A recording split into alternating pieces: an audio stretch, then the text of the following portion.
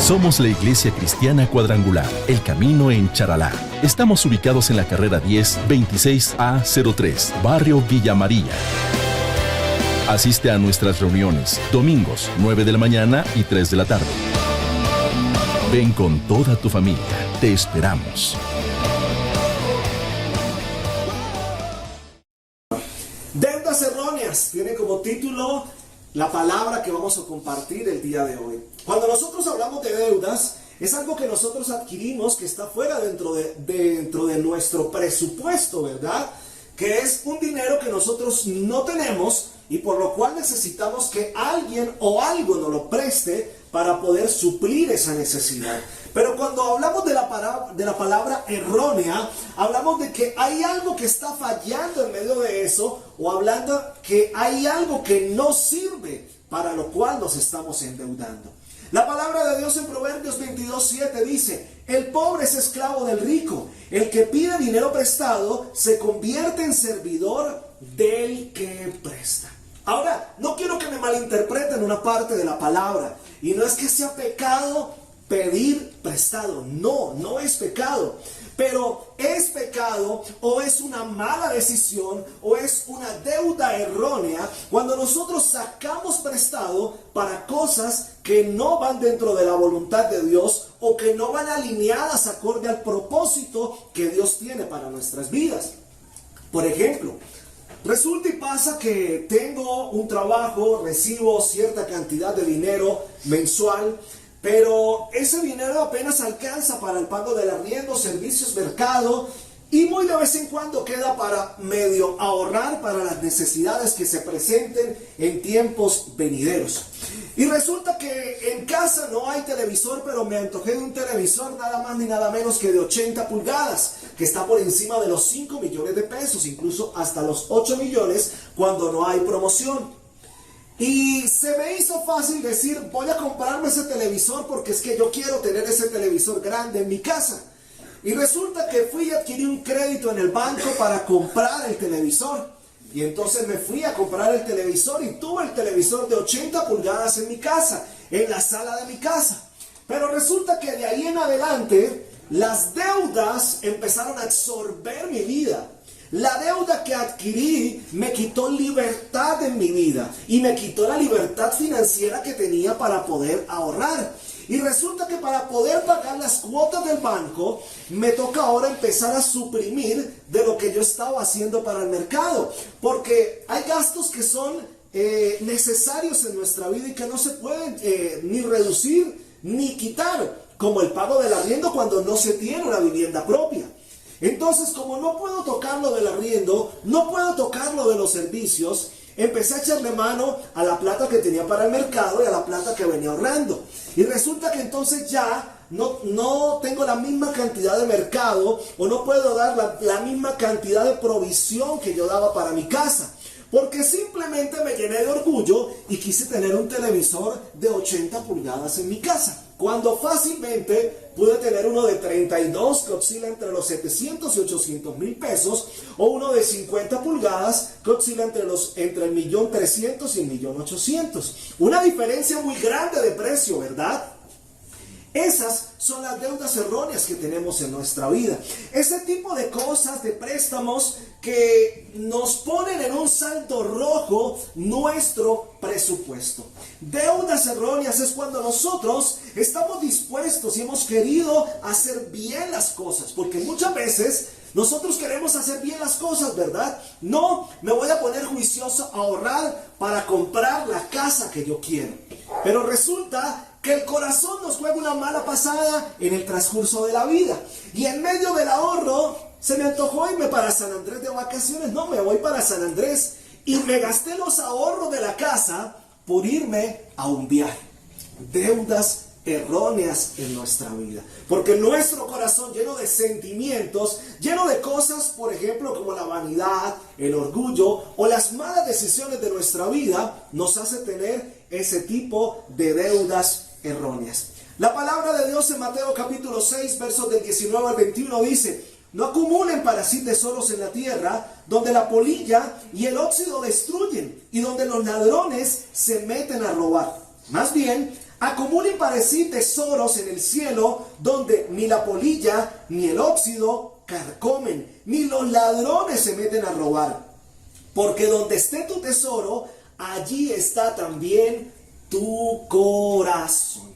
Ahora ustedes dirán, ay pastor, o sea, nos está queriendo decir que todo lo que tiene que ver con presupuesto tiene que ir para la iglesia. No, la palabra de Dios no nos está diciendo esto. Nos está diciendo que debemos saber realizar cada una de las acciones que vamos a hacer. Es decir, si yo quiero que mi corazón esté alineado con los propósitos de Dios, debo sembrar en el reino de Dios.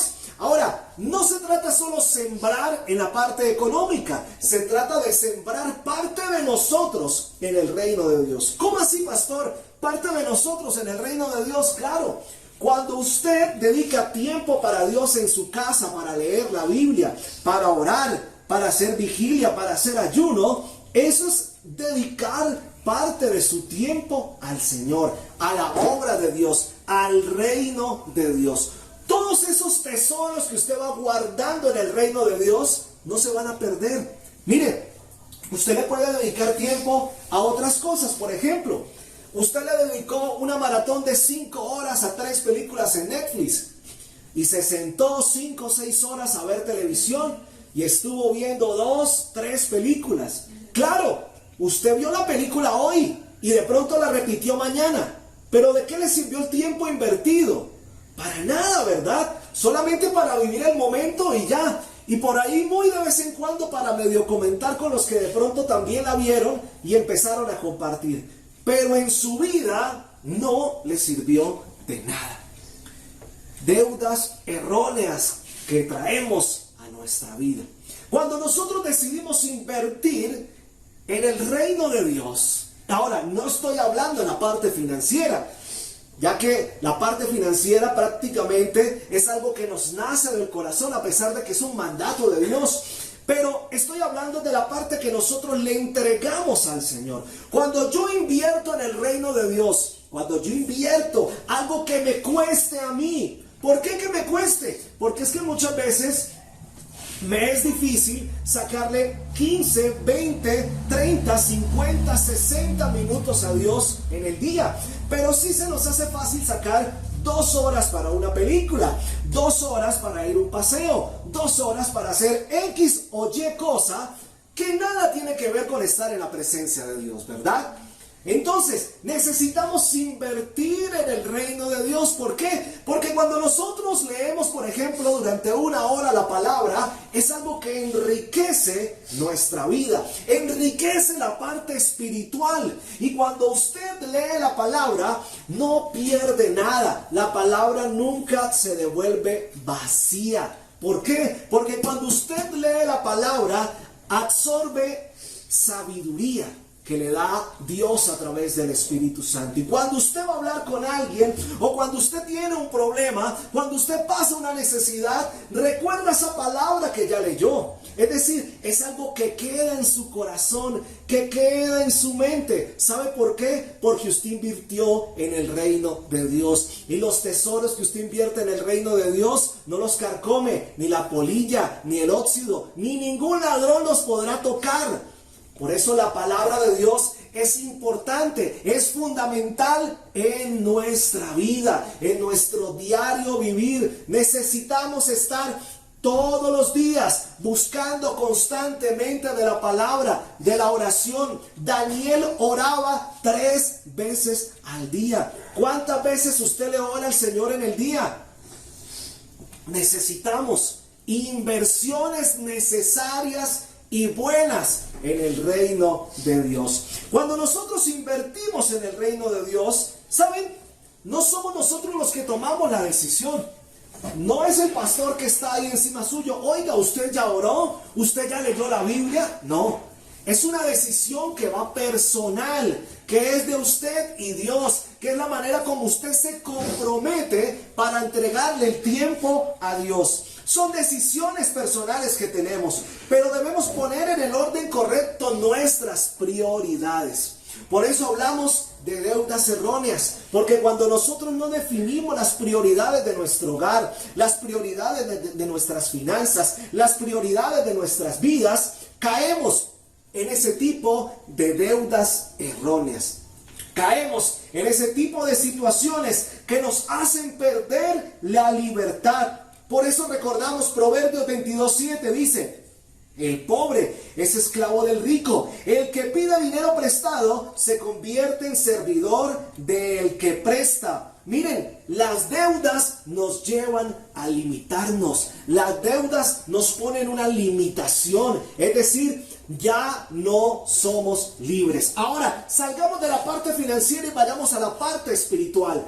Cuando nosotros llevamos una vida de cristianos, de creyentes en el Señor, pero nos dejamos tentar por las cosas del mundo, o nos vamos a las cosas del mundo, o llegamos a las cosas del mundo, o queremos probar nuevamente las cosas del mundo, es como si estuviéramos adquiriendo una deuda errónea en nuestra vida, porque estamos tomando una mala decisión, porque no hemos sabido dar la prioridad necesaria de las cosas que nosotros debemos tener delante de la presencia de Dios. Y cuando nosotros adquirimos deudas con el mundo, ¿sabe qué pasa? Nosotros perdemos nuestra libertad. Porque, ¿sabe? Nosotros no quedamos endeudados con el mundo, quedamos endeudados con el enemigo. Y el enemigo va a querer robarnos libertad. Libertad. ¿Sabe por qué? Porque muchas veces, cuando nosotros estamos atravesando crisis a base de las deudas que tenemos, nos llevan a presentar ciertas cosas en nuestra vida. Por ejemplo, tensión, estrés, ansiedad, ¿cierto? Y entonces el estrés produce enfermedad. Y entonces la tensión produce desespero. Y entonces la ansiedad nos lleva incluso hasta cometer algún tipo de pecado. ¿Cómo así de pecado? Claro. Resulta y pasa que yo no le quiero pagar esa deuda a la persona que me prestó la plata. Y es que no tengo plata y me puse bravo. Y entonces por no pagar y por el estrés y por la ansiedad, terminé matando a la persona. O pasa como le ha pasado a muchas personas que terminan quitándose la vida porque no son capaces de pagar las deudas que han adquirido. Y han perdido bienes, han perdido casas, carros, han perdido fincas, han perdido cualquier tipo de cosas. Y ante el desespero creen que la solución es quitarse la vida. No, el diablo ya les había quitado la libertad. El enemigo les había robado la libertad. Y esto les llevó al punto de la muerte. Por eso hoy la invitación es para que nosotros no perdamos la libertad. No podemos perder la libertad. No pueden haber deudas erróneas en nuestra vida. Miren, las deudas nos someten a algo que está fuera de la voluntad de Dios y que comenzará a gobernar en nuestra vida. Imagínense, vienen los tiempos de diciembre donde muchos de pronto prenderán velitas, colocarán la bandera de la Virgen, donde muchos se embriagarán el 24, el 31. Se entregan a las cosas del mundo con facilidad. ¿Saben con quién quedan endeudados? Con el enemigo, porque usted decidió volver al mundo de donde Cristo lo había sacado, de donde Cristo le había dado libertad. Y cuando usted vuelve al mundo, usted piensa que está viviendo un tiempo maravilloso, pero es el enemigo el que le está colocando cadenas y lo está privando de la libertad. Miren, el mejor ejemplo que puede haber para esto es con los drogadictos. Cuando un drogadicto sale del mundo de las drogas, sufre. Pasa un momento de crisis para poder estar estable y no volver a caer. El drogadicto sabe que en el momento que pruebe solo una vez las drogas nuevamente, tiene la opción en un 90% de volver a caer, de volver a ser drogadicto. El alcohólico sabe perfectamente que cuando vuelve a tomar, así sea una sola cervecita, está abriendo un camino que le está quitando la libertad y que lo está llevando a ser prisionero nuevamente de algo que Cristo ya le había dado la libertad. Sí, nosotros los creyentes, nosotros los hijos de Dios, nosotros los que ya hemos renunciado a las cosas del mundo, no estamos exentos de caer en ese tipo de deudas erróneas en nuestra vida, de esas malas decisiones, fuera de los propósitos de la voluntad de Dios. Cuando nosotros permitimos que algo más gobierne nuestra vida, estamos permitiendo que el enemigo tome el control y le quite la autoridad a Cristo en nuestra vida. Ahora, la palabra dice que no hay nada por encima de Cristo, pero cuando nosotros dejamos a un lado a Cristo y le damos el primer lugar a las cosas del mundo, ¿qué es lo que sucede? ¿Qué es lo que pasa?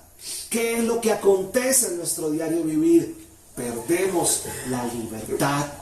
Y muchas veces cuando perdemos la libertad, el enemigo aprovecha para llevarnos a la muerte. ¿Cuántas personas que han sido alcohólicas y han vuelto a tomar después de un tiempo porque solamente 1, 2 o 3 veces volvieron a consumir alcohol y cayeron sumergidos nuevamente en el problema del alcohol? Terminan perdiendo la vida por una riña, por un accidente de tránsito, donde tristemente el alcohol los llevó a ese punto. Lo mismo en las drogas y lo mismo con cualquier cosa que venga a atormentar nuestra vida y que nosotros entremos porque esa puerta se ha abierto. La importancia de saber llevar una vida donde tenemos definidas nuestras prioridades y donde no caemos en ese tipo de deudas erróneas dentro de nuestra vida. Mira, lo que tú tienes en mente no suple tus necesidades. Es lo que va acorde a la voluntad de Dios, lo que suple tus necesidades. Bien, tenemos el mejor ejemplo en la palabra de Dios con la mujer del pozo. La mujer en el pozo quería calmar la sed, quería tomar un poco del agua para calmar la sed. Pero Cristo le dice, si tomas de esa agua, tu sed calmará por momento. Pero si tomas del agua que yo te doy, nunca más volverás a tener sed. Cuando nosotros vamos al mundo, caemos en el pecado, sí, se pasa rico, se disfruta, pero son cosas de momento.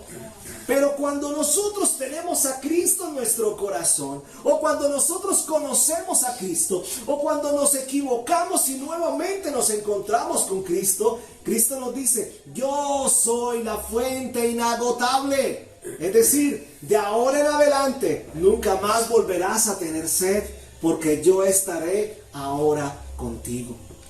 Pero cuando nosotros nos privamos de estas libertades que nos da Cristo, ¿quién es el que atormenta nuestra vida?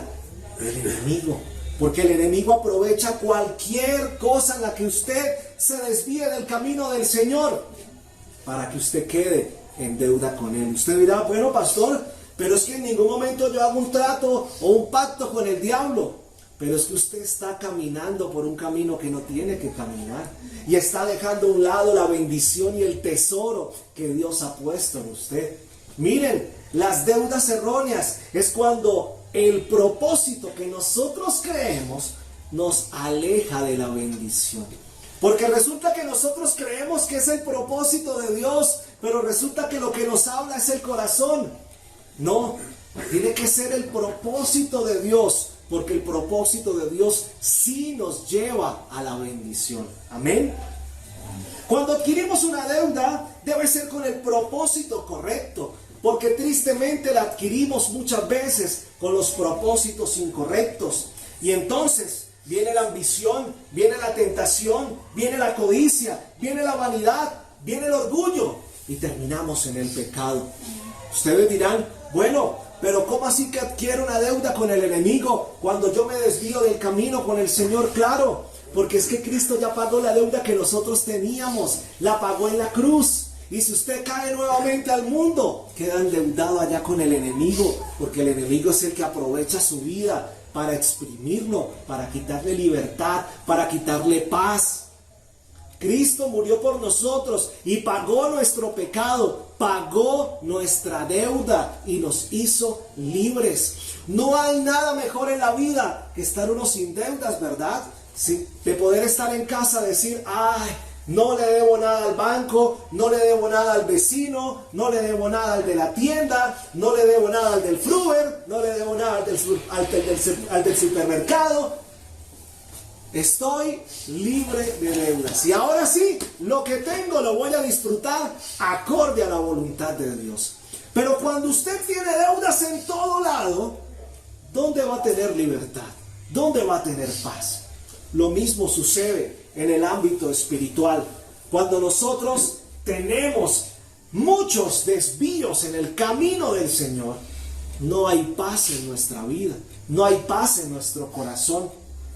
En nuestra vida con Dios, en nuestro diario vivir, en la intimidad con papá, adquirimos también ese tipo de deudas erróneas. Miren, la epístola de Santiago me parece muy interesante. ¿Por qué? Porque primeramente la epístola de Santiago no nos habla de doctrinas ni de teología. Nos habla de algo aún más interesante todavía. Es algo muy diferente. ¿Saben por qué? Porque nos muestra la realidad de la fe demostrada por hechos. Ahí es cuando Santiago habla y dice, a ver, demuestren la fe que tienen como creyentes, demuestren la fe que tienen como hijos de Dios, demuestren la fe que tienen como creyentes en Cristo, que es lo que muchas veces nos hace falta a nosotros, tener fe. Y esa falta de fe es la que nos lleva muchas veces a cometer errores, a cometer equivocaciones. No sé si ustedes recuerden la palabra de Dios, pero creo que es uno de los pasajes más conocidos, la historia de Abraham.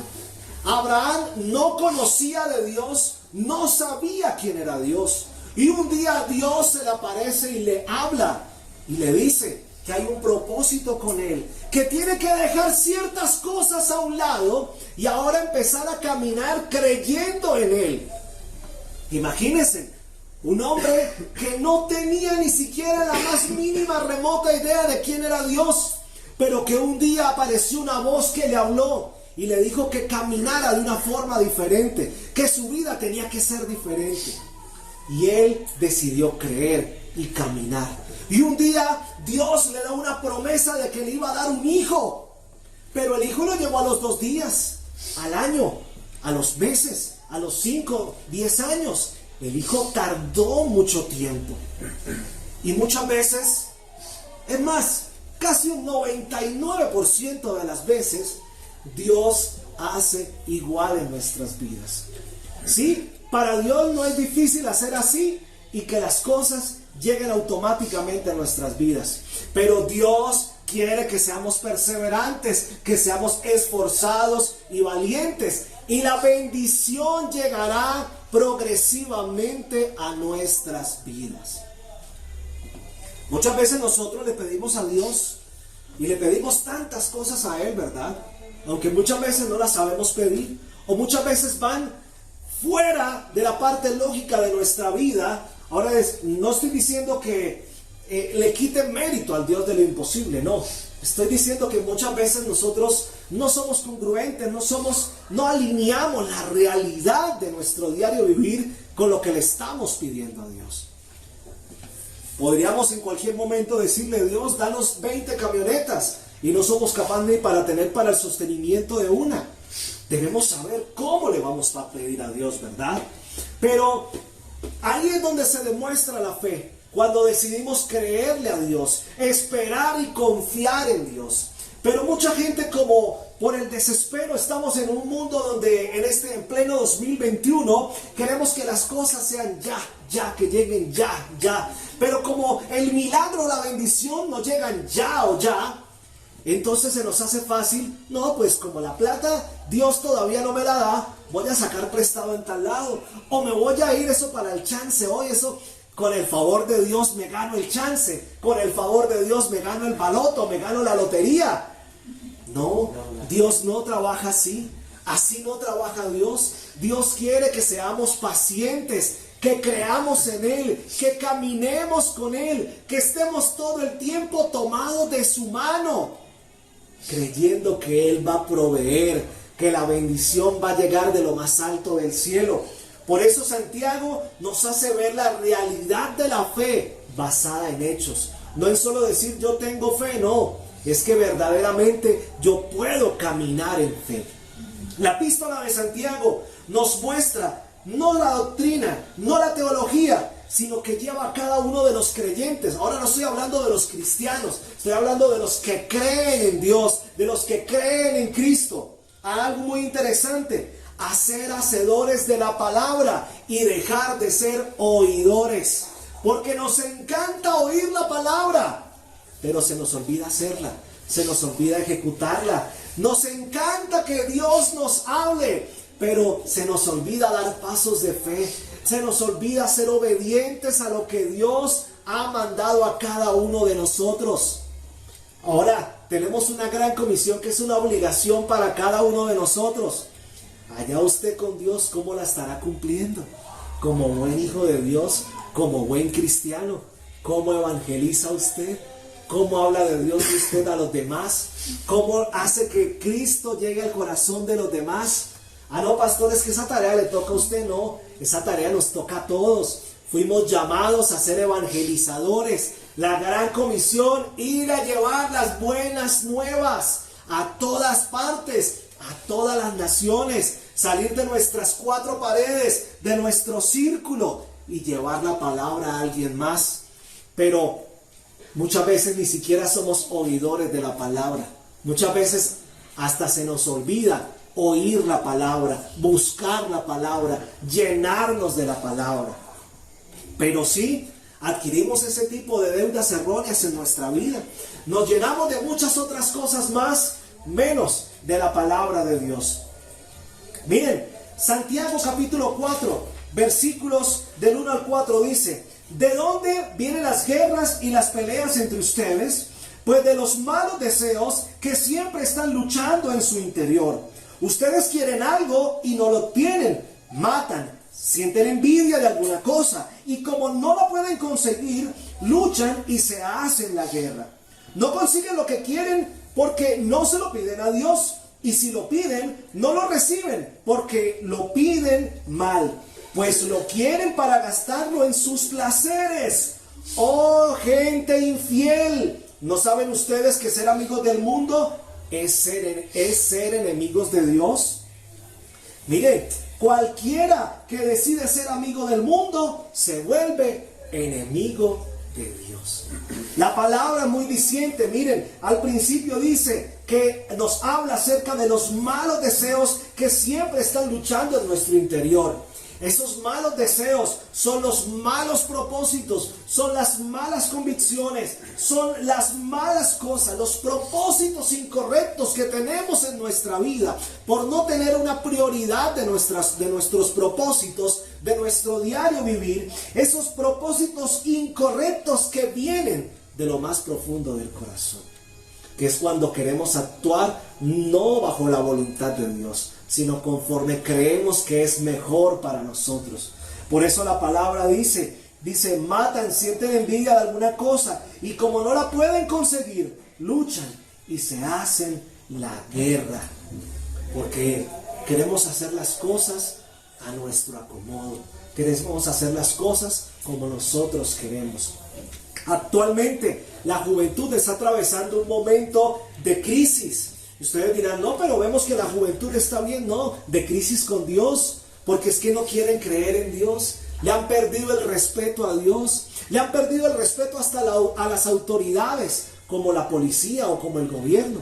Ahora bien, es cierto que de una u otra manera se han equivocado, pero siguen siendo autoridad.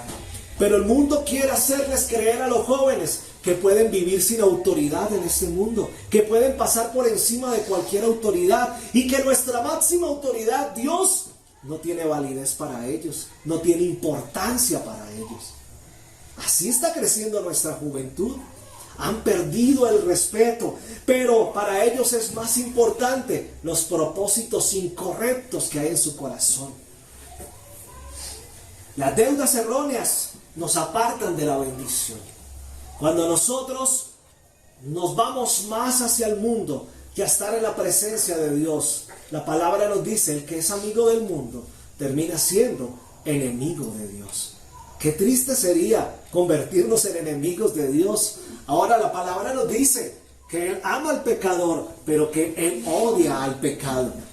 No se confundan. Ay, no es que como Dios ama al pecador yo puedo pecar. No, Dios ama al pecador. ¿Sabe por qué? Porque es creación suya. Y en cualquier momento cuando se arrepiente es como el hijo pródigo que regresa a casa y es recibido con los brazos abiertos. Y le matan el mejor becerro porque nuevamente ha llegado a casa. Pero Dios odia el pecado, odia la mentira, odia a aquellos que se apartan de su camino y deciden quedarse en el mundo a base del pecado. Miren, ¿de quién somos amigos nosotros? ¿De quién está dependiendo nuestra vida? ¿Será que nuestra vida depende del colgandejo que nos dio el brujo porque nos habían hecho una enfermedad y el brujo nos dijo, no, si usted se pone ese colgandejo va a estar bien, pero el día que se lo quite, hasta ahí llega? ¿Será que con Dios las cosas son así? No. Cuando Dios sana, quita la enfermedad por completo.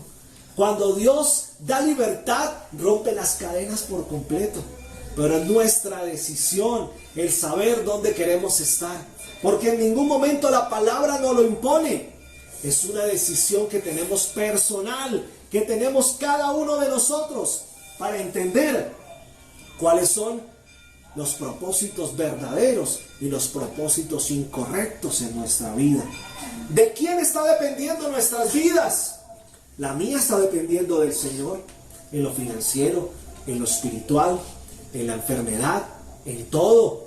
Cuando nosotros decidimos caminar en la presencia de Dios, es porque realmente tenemos fe y creemos en un Dios que nos suple todo y que nos suple en su tiempo, y que nosotros aprendemos a ser pacientes, a creer y a ser esforzados y valientes.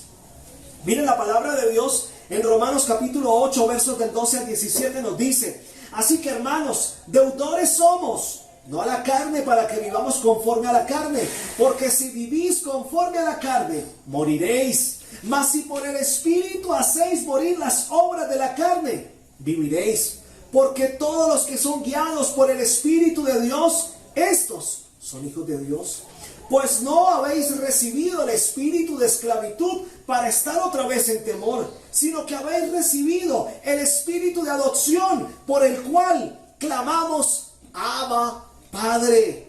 El Espíritu mismo da testimonio a nuestro espíritu que somos hijos de Dios. Y si hijos, también herederos, herederos de Dios y coherederos con Cristo, si es que padecemos juntamente con Él, para que juntamente con Él seamos glorificados. Mire, esta última parte nos recuerda algo. Cristo sufrió por nosotros, Cristo padeció por nosotros, para cumplir la voluntad y el propósito de Dios. El que venga y le diga que tener una vida en Cristo es fácil, no le crea. La vida en Cristo no es fácil. Es de esforzados y de valientes, porque hay dificultades, porque hay momentos donde queremos tirar la toalla, porque hay momentos donde caemos rendidos, pero Cristo vuelve y nos levanta. Esa es la vida del cristiano, esa es la vida del que cree, esa es la vida del que tiene fe, esa es la vida del que dice: yo estoy con Cristo, porque todo lo puedo en Cristo que me fortalece. Esa es la vida del cristiano. No de aquel que está fuera de la voluntad de Dios, de aquel que camina todos los días dentro de la voluntad de Dios y espera paciente la provisión y la bendición. Miren, nosotros también sufrimos, por eso la palabra dice: cualquiera que decide ser amigo del mundo se vuelve enemigo de Dios. Pero dice también la palabra que somos herederos de Dios, coherederos con Cristo, si es que padecemos juntamente con Él, para que juntamente con Él seamos glorificados. Cuando somos pacientes, cuando atravesamos dificultades, cuando atravesamos un proceso o un desierto, ¿saben qué es lo que viene?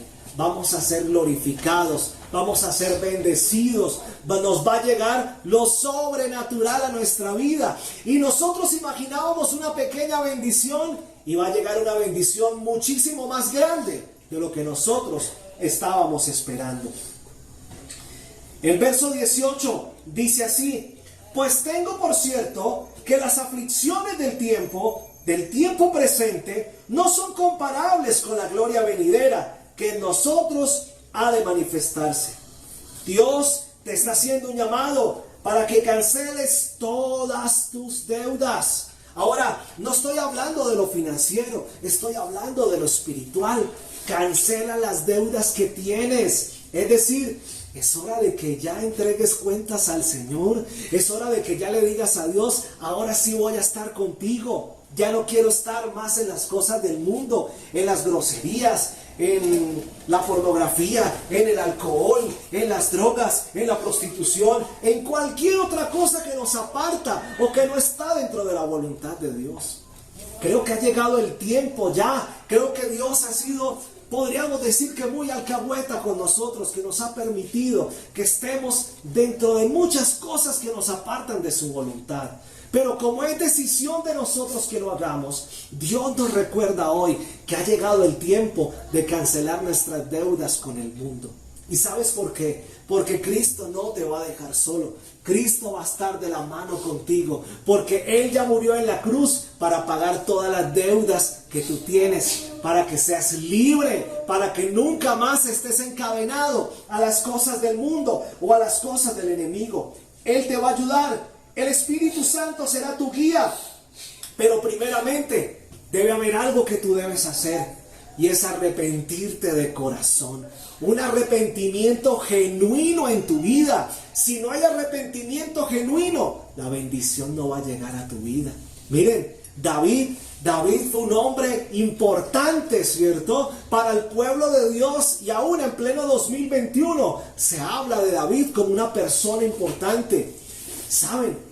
La única persona que agradó al corazón de Dios, pero cometió errores como nosotros, falló como nosotros, pecó como nosotros. Pero ¿saben qué fue lo más importante? Se arrepintió de corazón. Un arrepentimiento genuino le permitió agradar al corazón de Dios. A Dios no le agradó la cantidad de naciones que conquistó, o la cantidad de oro que trajo al pueblo, o la manera como gobernó, no. A Dios le agradó la manera en que Él se arrepintió de corazón, en la manera en que lo buscó y tuvo un arrepentimiento genuino con Él. Eso fue lo que le agradó el corazón de Dios. Eso fue lo que agradó a Dios. Eso fue lo que hizo importante a David delante de Dios. Para el pueblo, David fue importante porque conquistó, porque trajo riquezas, porque iba a construir la casa de Dios, porque hizo cosas grandes.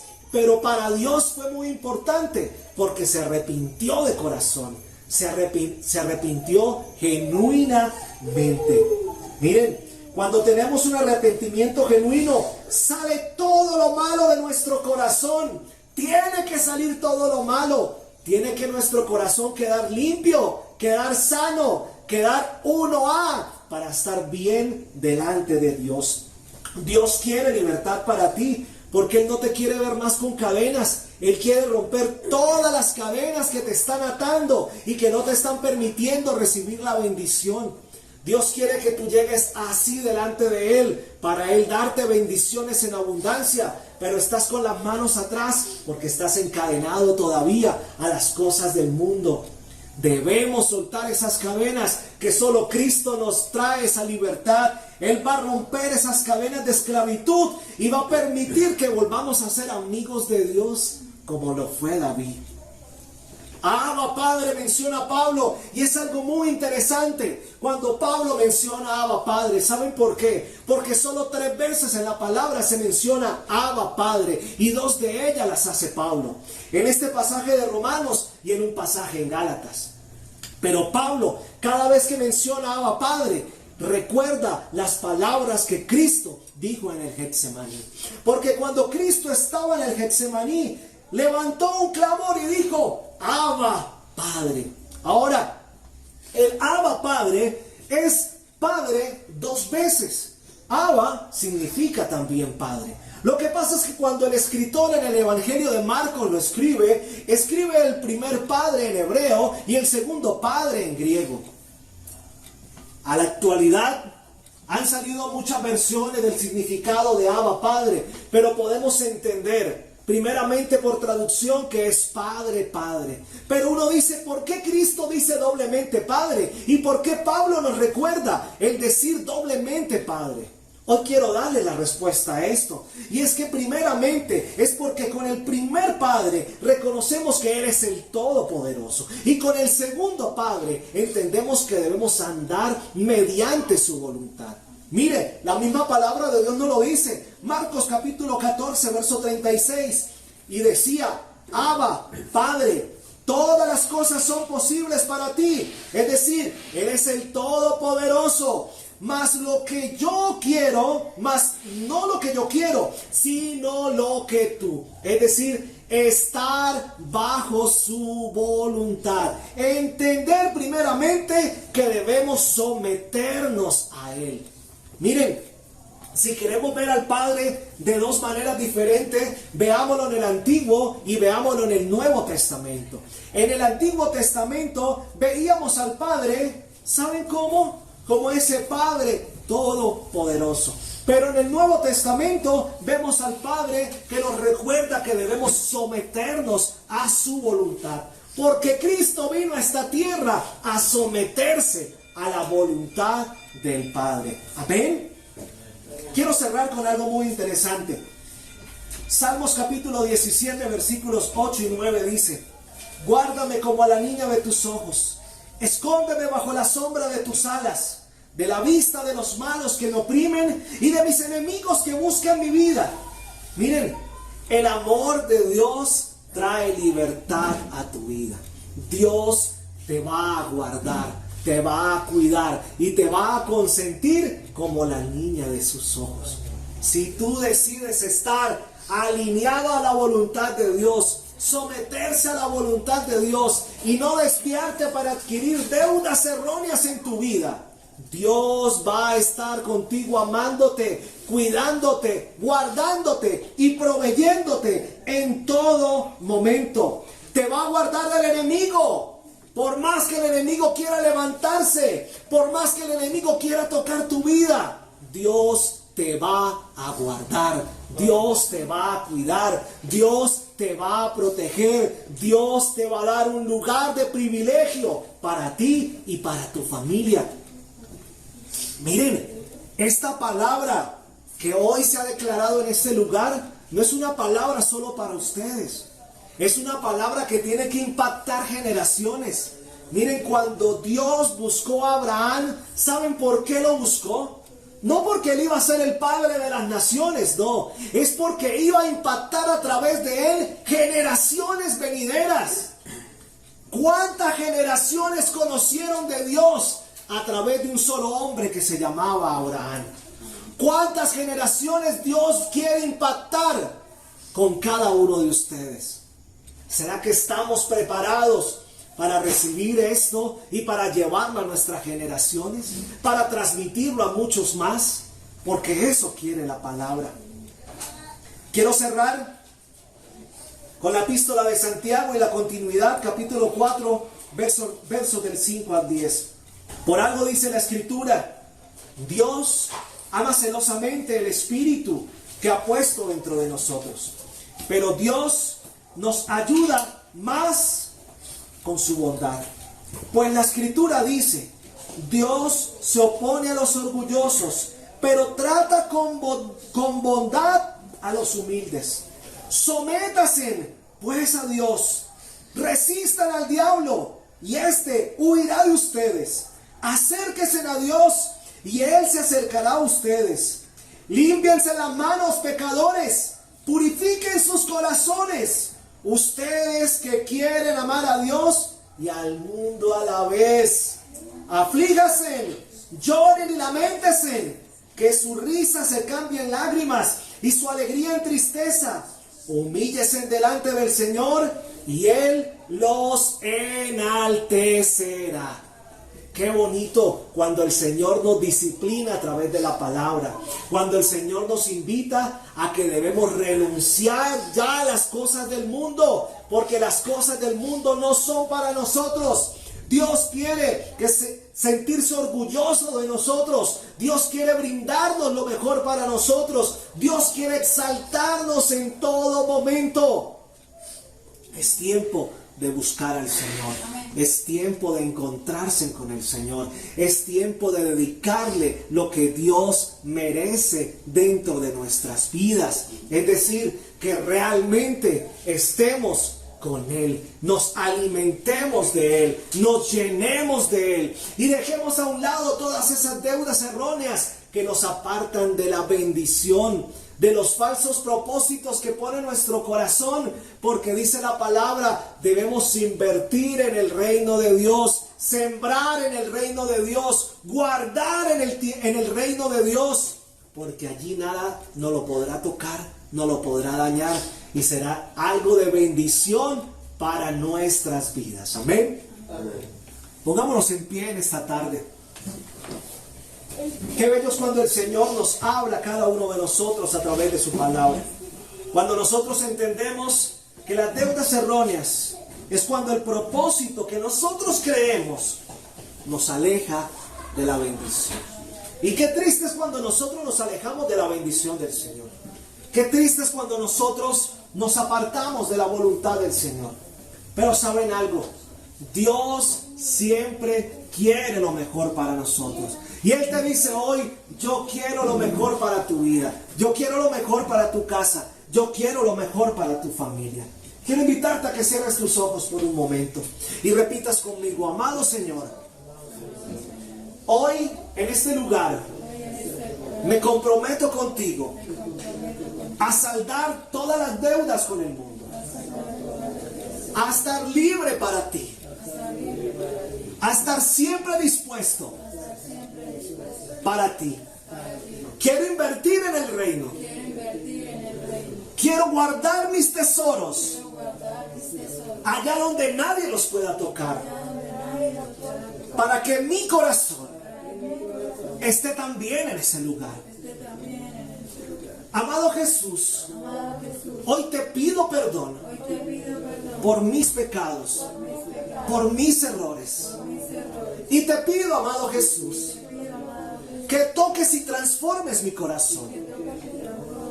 Yo te pido perdón, prometiendo no volver a caer en el mismo error. Amado Jesús, anota mi nombre en el libro de la vida y permite estar en la vida eterna junto al Padre, allí en la morada que tú has preparado, con la corona que obtendré, siendo coheredero del reino de Dios en Cristo Jesús. Padre bendito, te doy gracias en esta tarde, amado Señor, por cada uno de mis hermanos, por cada una de las personas que también están conectadas a través de internet, Señor. Padre, yo pongo delante de ti, Señor, este tiempo precioso. Te damos gracias por tu palabra, Señor, porque tu palabra es de bendición para cada uno de nosotros, Padre bendito. Gracias por lo que tú has instruido el día de hoy, por lo que tú has llevado a nuestro oído y has llevado a lo más profundo del corazón. Somos la Iglesia Cristiana Cuadrangular, El Camino en Charalá. Estamos ubicados en la carrera 10, 26A03, Barrio Villa María. Asiste a nuestras reuniones, domingos, 9 de la mañana y 3 de la tarde. Ven con toda tu familia, te esperamos.